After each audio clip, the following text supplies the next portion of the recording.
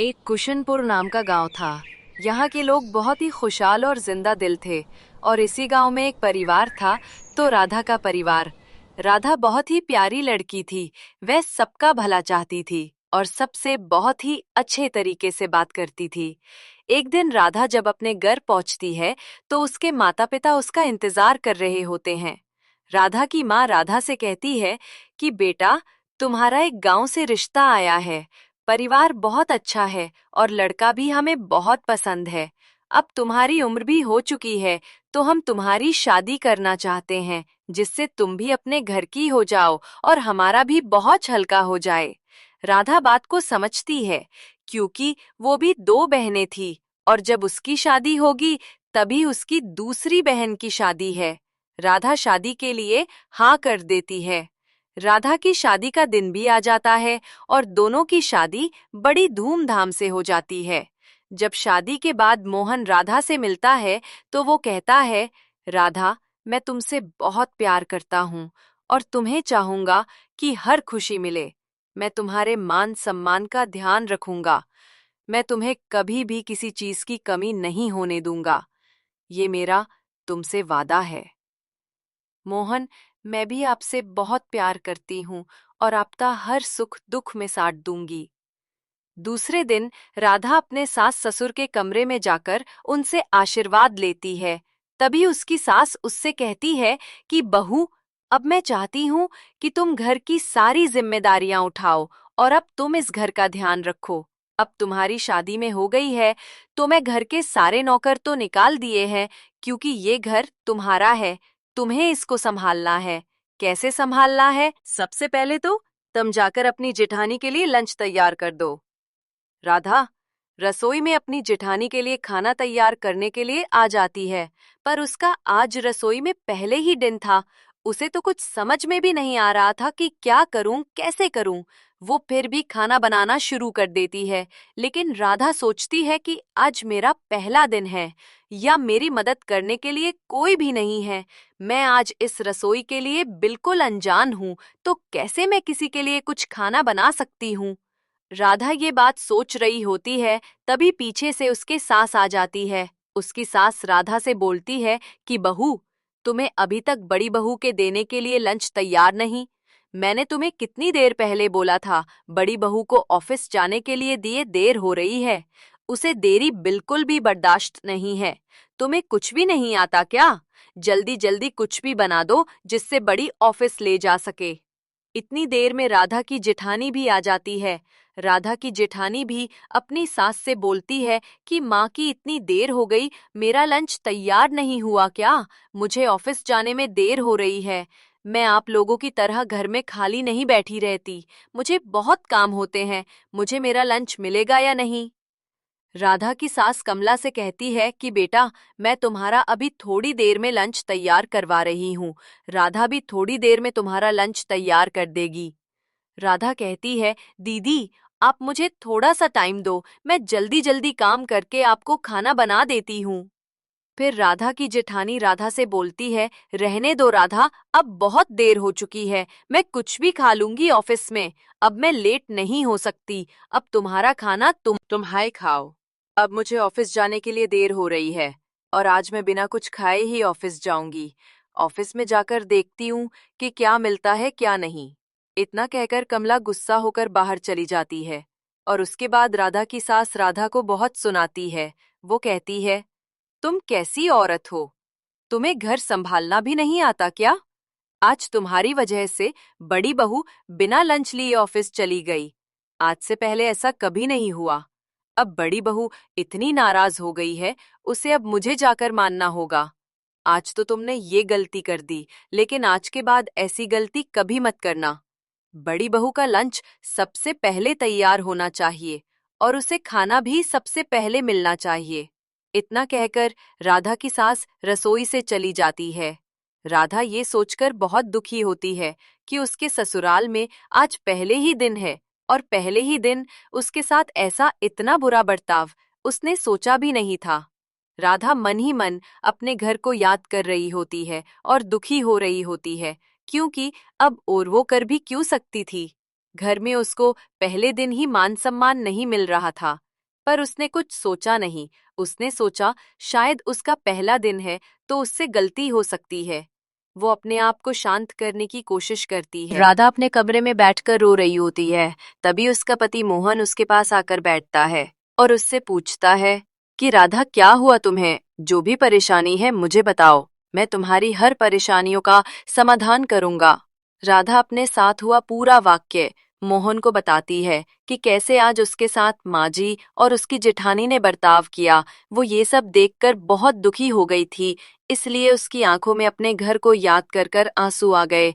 मोहन राधा से बोलता है कि राधा, मैं तुम्हारी सारी परेशानियां समझ सकता हूँ। माँ थोड़ी बुढ़ी हो गई है और यहाँ पर भाभी को सब कुछ ज्यादा ही इज्जत देते हैं क्योंकि वो जॉब करती है, लेकिन मेरे दिल में तुम्हारे लिए बहुत प्यार और इज्जत है।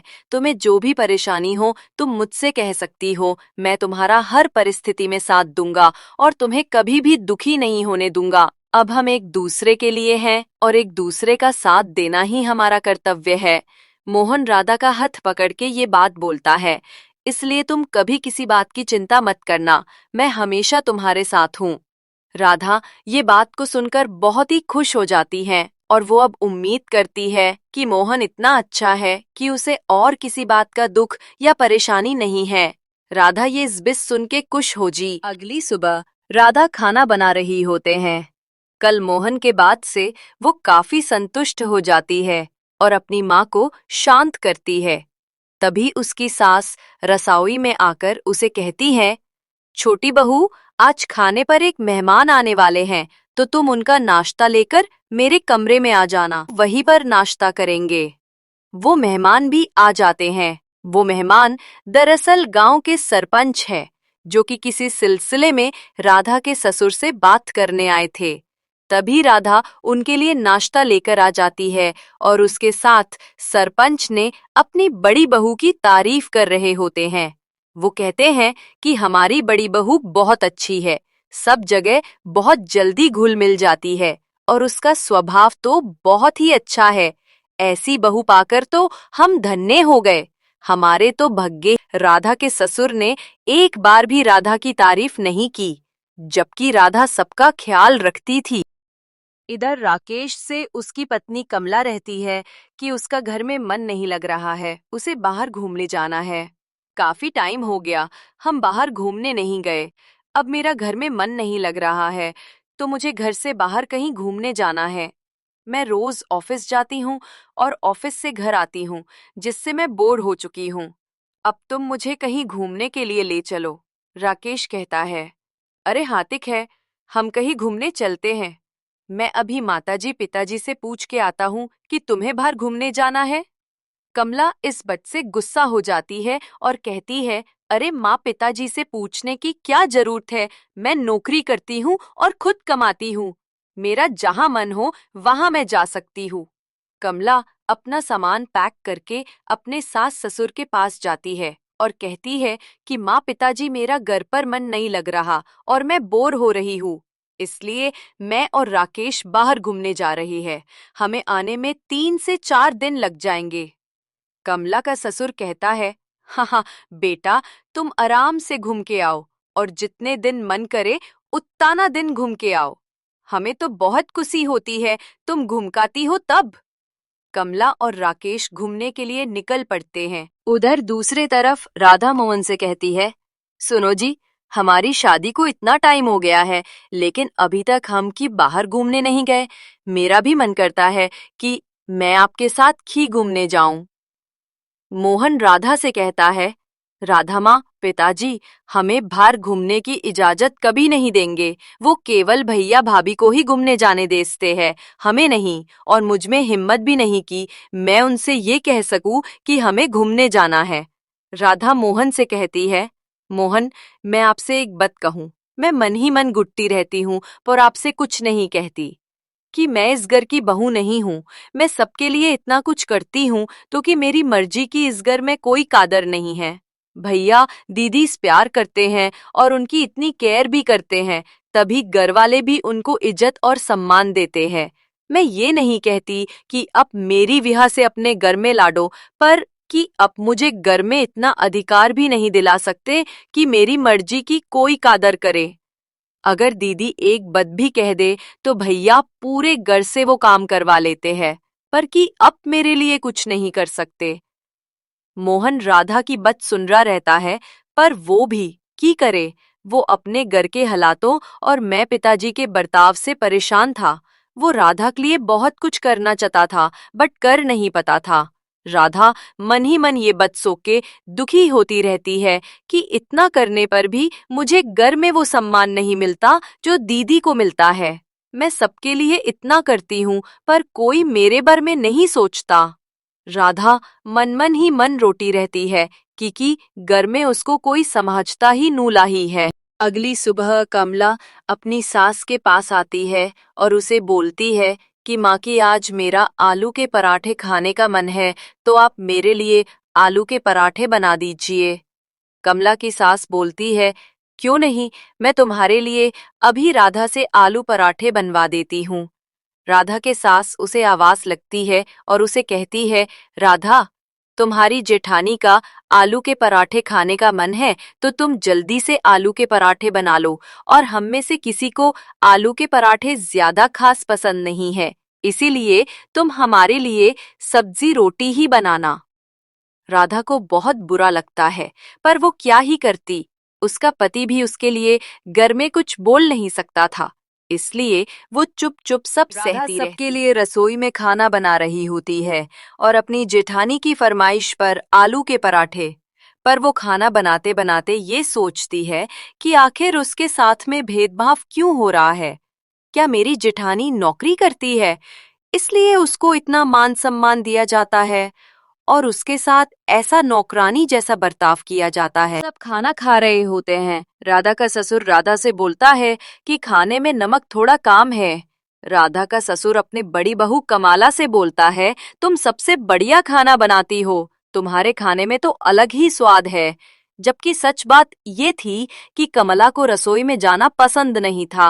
वो कभी किसी के लिए खाना तो दूर की बात पानी तक नहीं करती थी, और उसके सास ससुर बिना बात की कमला की तारीफ करते थे। एक दिन राधा और मोहन कहीं बाहर घूमने गए थे। रास्ते में वह खाना खाने रुक गए। उन दोनों को बहुत ही अच्छा लग रहा था, क्योंकि शादी के बाद ये पहली बार था जब वो दोनों बाहर खाना खाने आए थे। राधा बहुत ही खुश थी। घर पहुंचते पहुंचते उन्हें थोड़ी देर हो गई थी। राधा की सास राधा का घर पर इंतजार कर रही थी। राधा की सास ने राधा को बहुत सुनाया, लेकिन अब राधा का साबट। राधा अपने कमरे में जाकर रोने लगी। वो अपने घर को याद कर कर के बहुत रो रही थी। वो सोच रही थी कि उसके अपने घर पर उसको कितना मान सम्मान और प्यार मिलता था, जबकि वो अपने घर पर ऐसा कुछ भी नहीं करती थी। और यहाँ पर वो सबके लिए इतना अच्छा करती है, फिर भी उसकी कोई प्यार और मान सम्मान नहीं देता। तभी राधा का पति मोहन आ जाता है। राधा अब अपना सब्र खो चुकी थी। उसने अपने पति से कहा, मोहन, मैं आपसे बहुत प्यार करती हूँ और आपकी बहुत इज्जत करते हैं, और आपके साथ कैसे भी परिस्थिति में मैं गुजर कर सकती हूँ, लेकिन मेरा आप इस घर में दम होता है। यहाँ पर मेरा मान सम्मान कोई नहीं करता। मैं लोगों के लिए इतना कुछ करते हैं, क्या मैं माताजी पिताजी से इतनी भी उम्मीद नहीं कर सकती कि वो मुझसे प्यार से बात करे? मैं उनसे कुछ नहीं मानती, ना मैं उनसे कुछ कहते हैं। मैं उनका मान सम्मान करती हूँ, उनके लिए सब कुछ हूँ, पर वो मुझे मान सम्मान ना देकर बड़ी भाभी को करती है, जबकि वो उनके लिए कुछ भी नहीं करती। क्या मेरा कसूर सिर्फ इतना है कि मैं उनका मान सम्मान करती हूँ? अब मैं घर में सांस तक नहीं ले सकती। अब मेरा घर में दम घुट रहा है, इसलिए मैं अपने घर जाना चाहती हूँ। वैसे भी मेरी यहाँ पर किसी को जरूरत नहीं है। आप मेरी मान सम्मान के लिए अगर किसी से कुछ नहीं कह सकते, तो मेरा यहाँ पर रहना बेकार है। इसीलिए शायद अब मैं घर में कभी नहीं आऊंगी, क्योंकि जिस उम्मीद से मैं घर में आई थी वो मुझे मिल ही नहीं रही। कमला दीदी नौकरी करती है, इसलिए उनको इज्जत मिलती है। राधा घर छोड़कर जा रही थी, पर मोहन उसके मुंह से रोकता। वो अपना अधिकार तो खो ही चुका था, क्योंकि वो राधा को घर में मान सम्मान नहीं दिलवा पा रहा था। इसलिए उसमें इतनी हिम्मत नहीं थी कि राधा को बोल सके कि वो रुक जाए, वो उसको उसका मान सम्मान दिला के रहेगा। इसलिए राधा चली गई। अगली सुबह राधा को सास परेशान बैठी, क्योंकि उसने घर के सारे नौकरी निकाल दिया था राधा के आने के बाद। अब उसके पास भी हिम्मत नहीं थी कि वो घर का काम कर सके। उसकी बड़ी बहू आकर उससे कहती है कि मेरा लैंड अभी तक तैयार नहीं हुआ ना, मुझे सुबह से नाश्ता मिलेगा क्या? मैं खाने के काफी नहीं पता कि मेरा हर काम समय पर हो जाना चाहिए। राधा चली गई है अपने घर पर। आपके घर में कोई नौकर भी नहीं है। कर मैं तेरा जल्दी से टिफिन बना दिया करूंगी। कमला रहती है, माँ जी, मैं आपकी रोज रोज की नाटक से परेशान हो चुकी हूँ। मैं अब ऐसा नहीं कर सकती। मैं अपनी खुद के लिए कोई कामवाली रख रही हूँ जो मेरा काम करेगी। आप अपने लिए जो करना चाहे हो वो कर ले, लेकिन मुझे एक कामवाली की जरूरत है, इसीलिए मैं रख रही हूँ। कमला अपने लिए कामवाली रख लेती है, पर उसकी सास काम करते करते परेशान हो जाती है।